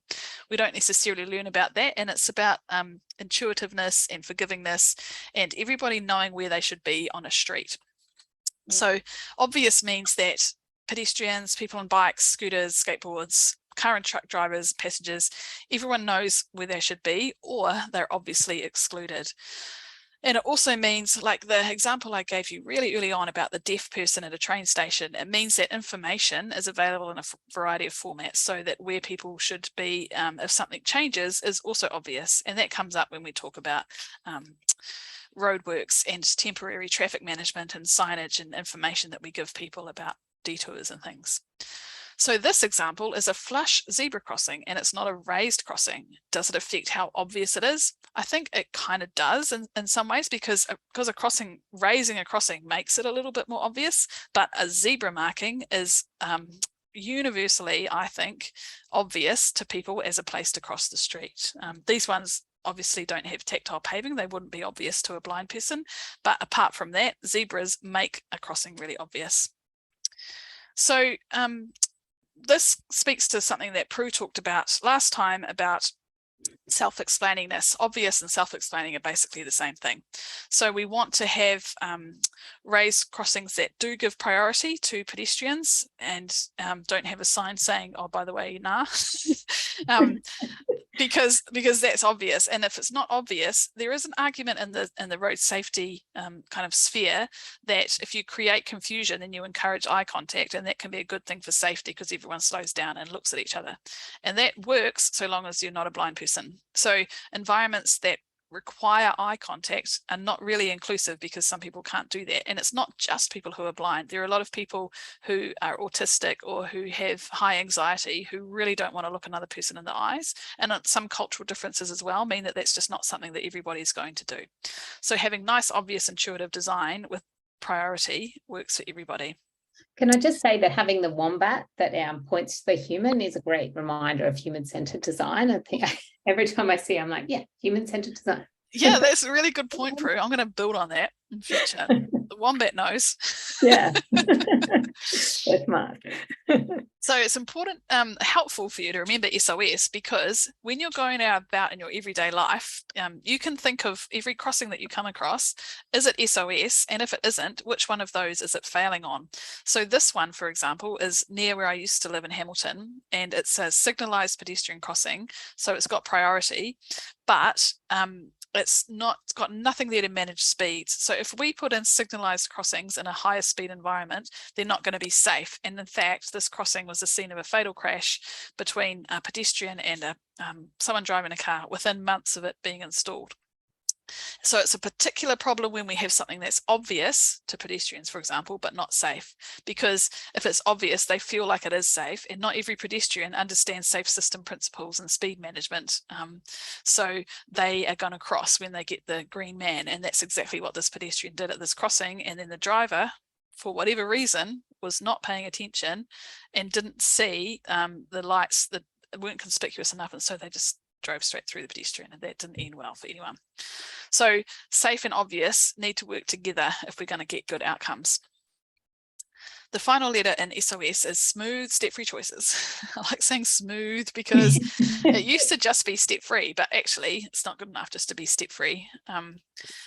It needs to also be a hard surface, because quite often I come across step-free or like detours, for example, at a roadwork site, which are gravel or they're really rough and bumpy, and that's no good if you're a child on a little kick scooter, or if you're pushing a pram, or if you obviously use a manual wheelchair or even a mobility scooter. Lots of reasons. If you don't have very good balance, there are lots of reasons that unsealed surfaces like grass are not good for all people. So smooth, step-free choices also need to be obvious. So they need to be signposted on the accessible route, or at least made aware for people know where they are, and not around dodgy back alleyways where they're not, they don't feel safe for people. They should feel safe and be nice and welcoming. Hey, there's another human. They're everywhere. Yeah.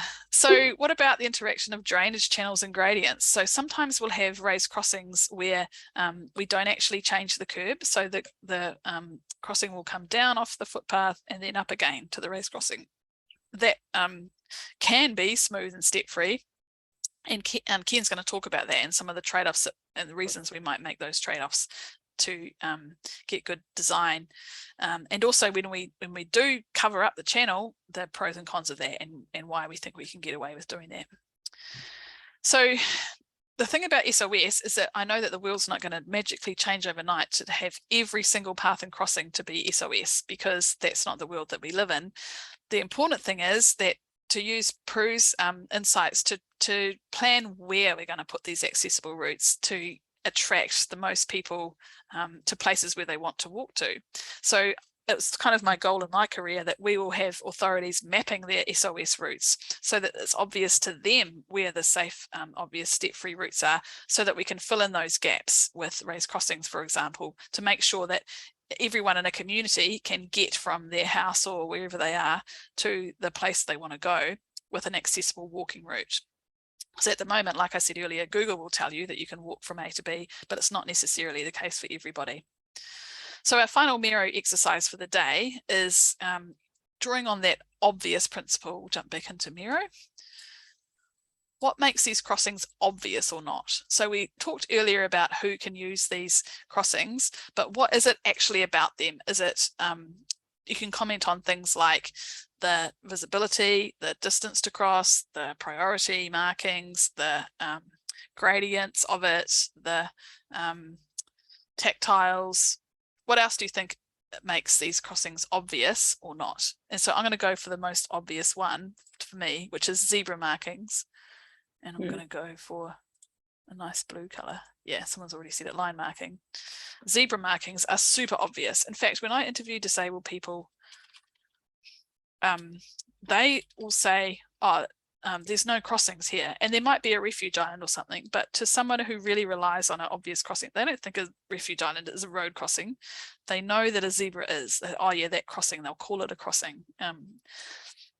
Zebra crossings and traffic lights are the only crossings we can really rely on for most humans to know as a place to cross, especially safely.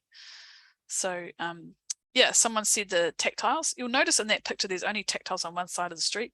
Story of my life. Tactiles are not consistently installed. I don't know if the drone or whatever that went along photographing streets just got it in between, one being installed, not the other, but I'll have to check next time I go through there whether there's one on the other side. But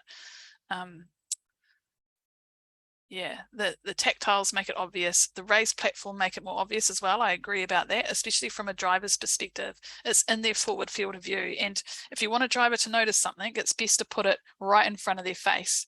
They will not usually notice things that are in the periphery, especially if it's not something that they're looking for. But if you put a speed marking, for example, in the middle of the street in front of them, then they're more likely to notice that than a sign on the side of the road that tells them what the speed is, because they're just not looking there. Bridget, I feel like the raised crossing kind of contains its own instruction manual in terms of it's obvious what you need to do as a driver. You know, you need to slow down, and in doing that, once you're slower, potentially looking is the next thing you might. Is that what we're doing? Yeah, absolutely. Yeah, absolutely. They're their own instruction manual. They don't need you know, further training. It's very obvious. If you had a learner driver in a test given this, what do you do at this, they'll know that they're supposed to stop and give way. The other one, in fact, I've got a niece who's about to sit her learner license, and I think she would get very confused if I said, oh, what are you supposed to do in this crossing at in the top if there was a pedestrian? She'll be like, oh, like she'll feel like she should give way to them because she's a good person, but she doesn't legally have to. So whereas a raised priority crossing, it's super obvious. Yeah, great. We'll carry on because I think we're tight. Talk too much. Yeah, so here's an example of safe, obvious, and step-free all in the one place. We can have a nice, smooth environment that's kind of open shared space, but if we put traffic lights or zebra markings there as well, then that accounts for people who need to have that really obvious cue of where to cross the street.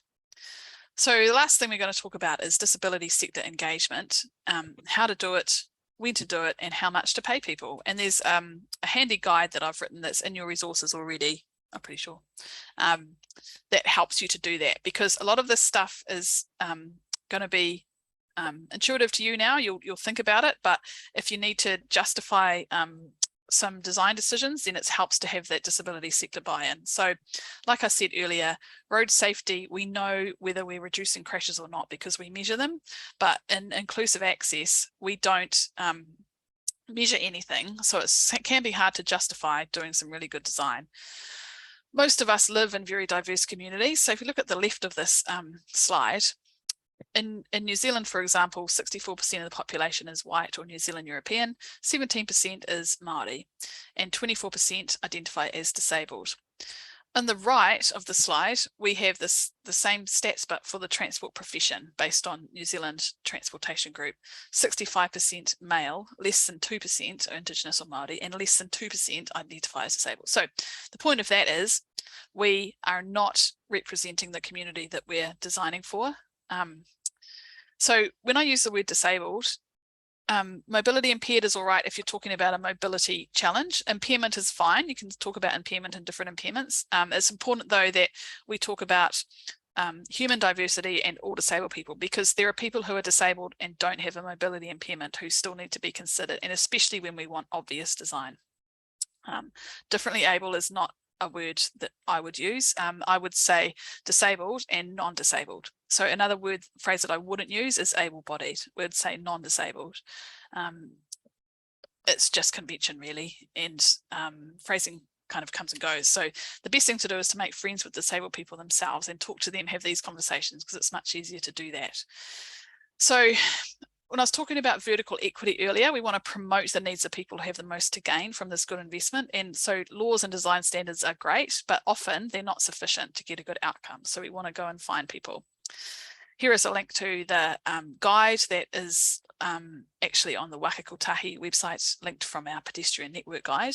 And this is what we want to aim for in the end is proactive inclusion, where we involve disabled people so that we get good outcomes without them needing to complain about things or to engage on specific projects. And in the guide, there's a flowchart to help you know what level of engagement might be useful for your project. If we don't understand whether this activity impacts disabled people, then we should go and do some research. If we do know that it impacts them, then we need to know whether they're impacted in particular as a group or just as part of the general population. So if we're doing new pavement material specifications, we don't need to go and engage with disabled people in particular because it doesn't affect them differently from the general population. But if it does affect them differently, then we need to go and talk to them. And whether we talk to people locally in a specific area or generically through advocacy groups depends on the kind of project. If you're digging up a local street, you talk to local people. If you're making a change to rules and standards, then you talk to advocacy groups. And that is all explained in the guide. And there are lists there of websites and contact information for a whole raft of New Zealand-based disability sector organisations.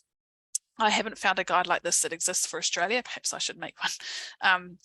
But there'll be similar kinds of groups around, and each state will have its own groups, and quite often local councils and authorities have a liaison group already set up with good connections to that sector. Yeah, so the reason for doing all of this is that it can help us to like I say, get really good outcomes from our projects, because you're going to come away from this course and be super inspired and want to put in raised crossings everywhere, and then you'll come to a project and they'll say, oh no, we can't afford it, or oh, that's out of scope. So then you're like, oh no, how can I use all this useful information?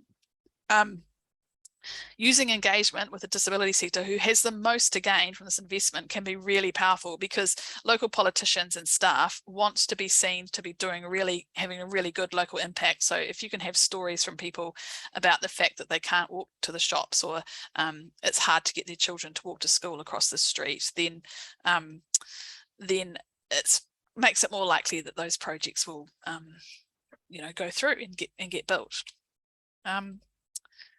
Yeah, so that's the end of the slides proper. Now I'm just going to go through a summary, and if you've got any questions in mind that we haven't addressed or that you want to talk more about, feel free to put them in the chat right now, and then we'll get to those in a moment. And if you don't have any questions, comment in the chat while I'm summarizing about what you've learned today. Why do you think raised crossings are a good design solution for all people? Or what's something that you've heard today or been part of talking about today that you hadn't thought about before? Or what's something that you're going to go away when you're walking around streets that you'll think about? And if you say SOS and obvious is your favorite part of SOS, yes, I'm winning. I've actually got a chocolate fish. I've got a chocolate fish in my pantry. I'm going to give it to myself. I taught you all about smooth step-free choices. So the who of raised crossings. Inclusion is super important in transport. It's increasingly important. And if any of you are consultants, the more you can talk about inclusion and equity and well-being, then the more work you're going to get on interesting stuff like this, because I tell you what, it's coming up all the time, and I'm increasingly being asked to be involved in that kind of work, whereas 5 years ago, there was nothing. Like it's changing really quickly. I think one of the reasons for that is our increasingly diverse profession. I genuinely think that we have more women and more gender diverse people in transport generally, and in higher up management roles, which means that we've got more diversity of thinking. And so people are thinking about people a lot more often, and they want to see that reflected in their projects. So if we don't carefully focus on inclusion, like I say, with this vertical equity perspective, with promoting the needs of people who have the most to gain, then we're going to keep excluding people. And if they're not there, then it's really hard to know that they're not there, and we'll just keep focusing on travel time savings for commuters and cars as if that's an important thing. What have raised crossings got to do with driver behaviour? Well, a lot, right? Like drivers are not thinking about driving most of the time. So it's important to design conspicuous speed management interventions that make them slow down, at least when it's a good time for them to do that, when there are going to be people crossing the street in front of them. It doesn't matter so much if they're paying attention when there's a raised crossing, because they're going to be going slow anyway. Human states and traits are super important if we think about universal design and designing for all people. We like to use examples of temporary impairment and situational impairment so that people can relate to that when we're thinking about carrying luggage, traveling with small children, they're really relatable, everyday situations that people who make decisions can think about and can be used to help promote this investment that benefits everybody and not just certain kinds of tick box groups of people.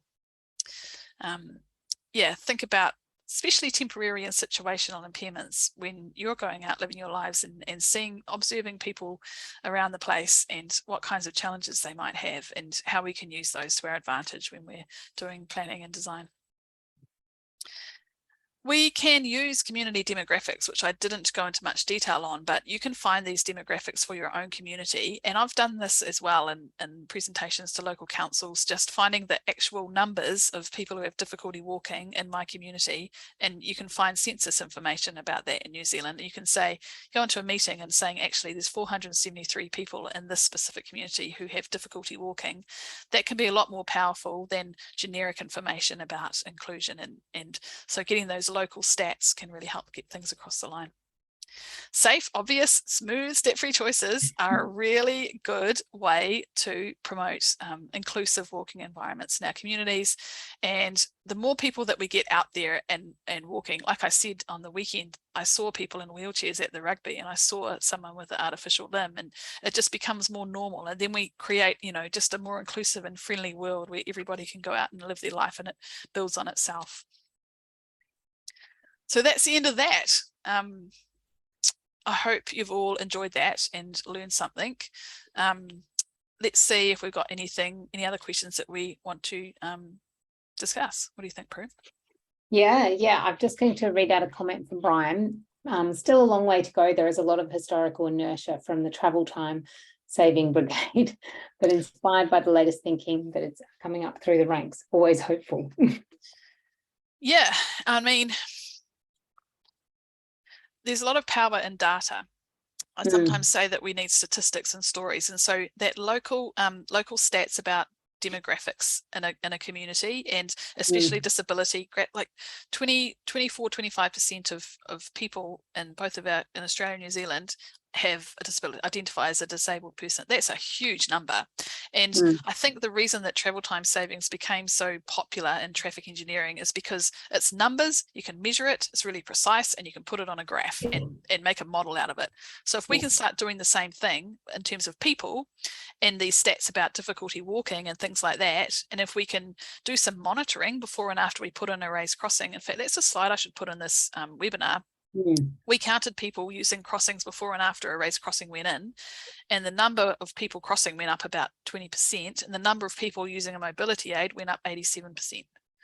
So there was someone interested in that from the last class, and I sent them to the pedestrian forecasting tool. But that is awesome. If there's any information about that study, I know we had a question about that in the last session, so that would be very compelling. More data would be awesome. We should all go out and encourage our councils to collect before and after data, because it behooves them to do so. Going this word. Yeah, the more evidence we have for why these things are good things, then the better the outcome, because we know that there are people out there who don't cross the street because it's just too scary and hard and difficult. And so if we can make that easier, then they'll be out there. And the value of a trip for someone who finds it difficult has got to be greater, right? Like if you only make one trip in a day and it's to your local shop, then the value for your well-being is huge compared to someone else who's making 10 or 12 trips and it's just an extra. And so listening to your presentation the first time, I things that have kind of struck me, like now the bus network and thing. I think of someone with a vision who's blind, and it's like there's no other way for them to get out of their community but the bus network, or paying for a taxi or an Uber or something like that. That's their connection to the outer world. And if we can't get them across the road to get to the bus, on the other side, and most often they're on busy roads, then they can't get anywhere. So there's people with much greater needs for that segment of the community. They can't drive a car, so these are their only transport modes that they can do without paying for it. Well, exactly. And I think COVID and climate change are there's some opportunity there for us to promote inclusion and planning for the future, right? Because we can all relate to being locked down and only having our local neighborhood to get around in. And even the value of a walk around the block, like we all said, oh, it's so great, you can walk around, it's nice and quiet. Well, actually, disabled people were far less likely to go for a walk in lockdown than non-disabled people. And one of the reasons is they physically can't do it. So having more information about that can make this transition to a low carbon future more equitable. And I'm a bit worried that we're missing that trick at the moment because this data and stuff isn't out there. So I don't think people really realize just how huge the impact is. So if you can all go off and be great campaigners for inclusion and infrastructure design, then that's awesome. And if you do have good projects and outcomes, do stay in touch with us. We love hearing good stories about good outcomes and photos of good designs, experiences you've heard from people who it's been good for, especially data and graphs or stats about who's using crossings when you've changed them. That's super helpful for all of us because we're a community, right? And we want to get good outcomes together. We've just had a comment, 25% associated as disabled. Wow. Yeah, it's a huge number and it's growing because of aging populations. So as all of our parents get older, they're more likely to identify as disabled. Like I said earlier, my dad is albino and vision impaired, but that wasn't really a problem for him growing up. Really, it was just kind of part of who he was and yada, yada. But 4 years ago, he had a stroke and now he's very severely mobility impaired. And so that is affecting his life in a lot of different ways, and that's age related, right? So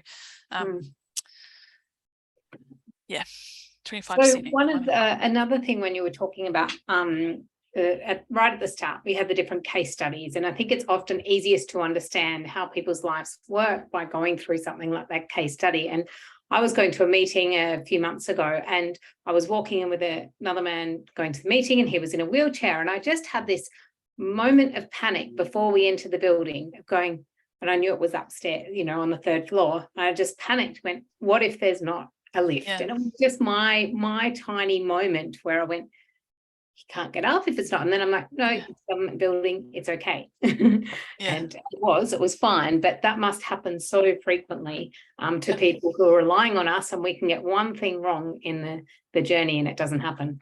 Yeah, totally. I've been at a talk with another friend of mine who uses a wheelchair, and she was lifted onto the stage because there was no ramp.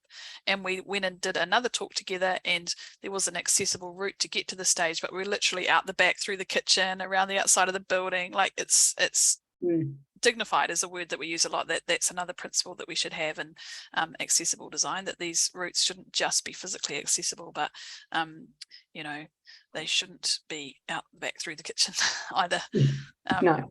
And so, yeah, I'm the same. I have these experiences and I never would have thought about that kind of thing before. You just jump up on the stage and do your talk and off you go. But yeah, engagement is a big proportion of it as well.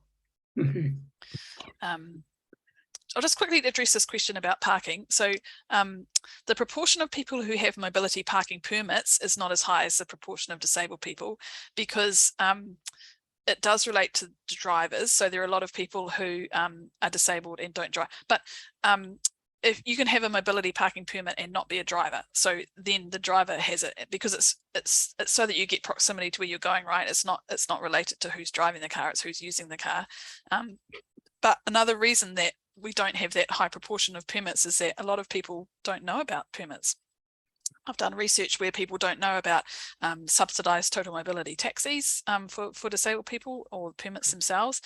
We don't also have very good data about the trip patterns of disabled people, because they're different, right? If it's hard for you to move around, you're going to move around less and differently and conserve your travel compared with other people. So we don't have very good data about differential trip rates by purpose. So we don't know how many disability parks there should be at a supermarket compared to a hospital. Nobody has done that research, which I think is embarrassing. But anyway, I can only tell you that I don't know how many parks there should be because we don't have good data. There should probably be more. And if there were more, then disabled people would go out and about more, because often they don't rely on there being a parking space. And the issue of enforcement of those parks is, obviously I could talk about this all day. I suspect, again, there's no data, but I suspect that disability parks are occupied half the time by people who don't have a permit, and that half the time is made up of thousands of people stopping for 2 minutes. So that's a huge problem as well. Yeah, cool. Well, I think we can wrap up there. The next session is on Thursday, and that will be with Ken. So he'll be going into the details of the how, so putting all these principles and things into practice, and that kind of getting down to the detail of what you need to consider on the ground, guidance, and lots of examples and things. Yeah, great. And I'll be facilitating for Ken, so I'll see you all there, and it's always a really popular, interesting session for everybody. So yeah, bring your A games and we'll have lots of chat, and looking forward to seeing you all there on Thursday. Thanks, everyone.